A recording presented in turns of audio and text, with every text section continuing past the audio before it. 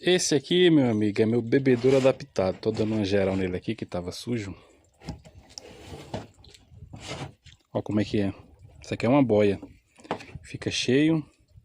A galinha vem aqui, mete o bico e a água sobe. Quando ela tira o bico, a boia sobe e para a água. Pra gente que cria galinha, é um bom bebedouro, tá? E você pode botar esse bebedourozinho aqui em qualquer recipiente, garrafa de 5 litros.